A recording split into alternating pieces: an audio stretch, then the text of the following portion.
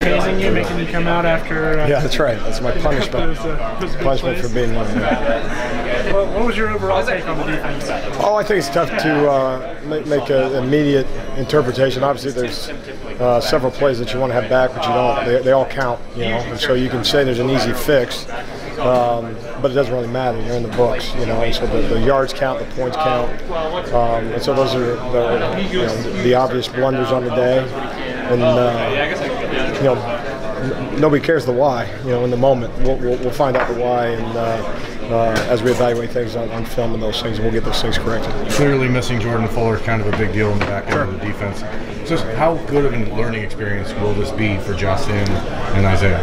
Well, I think it'll be a huge learning experience for a number of guys. You know, the benefit of when the scoreboard goes the way it did today, you get a lot of guys work.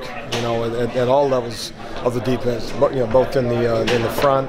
At linebacker, safety, corner, and across the board. And there's several guys that made their first starts as college football players today. That's different. It's different. You know, have an opportunity to get some run at maybe some of the special teams in years past, or to all of a sudden it's play one and you're playing a Power 5 opponent and all eyes on you type of stuff. So in any event. You know, you only get your first start once, and there's certain plays, obviously, all those guys would like to have back. But overall, real positive experience, and they'll have an opportunity to learn from it. Did they do anything that surprised you or caught you guys off guard? Obviously, they have two different offenses that they've kind of been melding together with new coaches. Well, and then there's a lot of unknown. There's always unknown going into the first week, but obviously when you add the you know, a new staff, a coordinator, and obviously a head coach that has offensive background, you don't know exactly what they're going to do. But we had a pretty good feel, and I thought from a preparation standpoint, guys handled it well. You know, some missed opportunities, and when what you find out, you know, you can say, well, you know, one play was a TFL, they run the exact same play, and it goes, it breaks for a gain.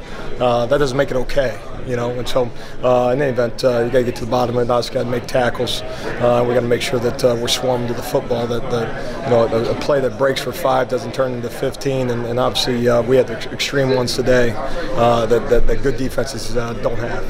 How much time did Isaiah spend at free safety before? Quite a bit in this last week, and in preparation. You never know. You know, we really look at it as both of those spots are mirrored positions. So from a rule standpoint, job standpoint, you know, very much alike. And so from you know, a call and you know, eyes and communication and all those things, it really doesn't vary from the strong to the foul. Expect Jordan back?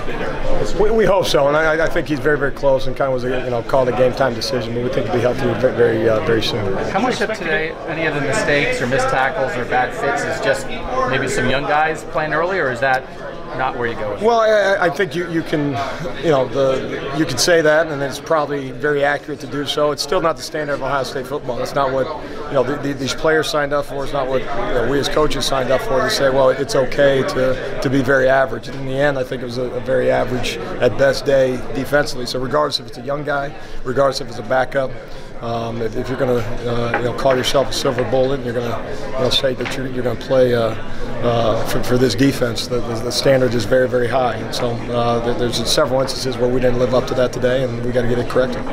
Do you view that as an ongoing competition between Isaiah and Jocelyn and other guys to play? Without question. I think, you know, the more competition, the better at all spots. And I think you see a little bit maybe at the corner spot, linebacker spot, and really across the defense. And so, you know, we're talking about a defense with one senior on the entire defense, a lot of young guys, a lot of sophomores, like, you know, and we mentioned today, I think, you know, 5 first-time starters on defense. And so, you know, those guys have to earn the right to stay starters.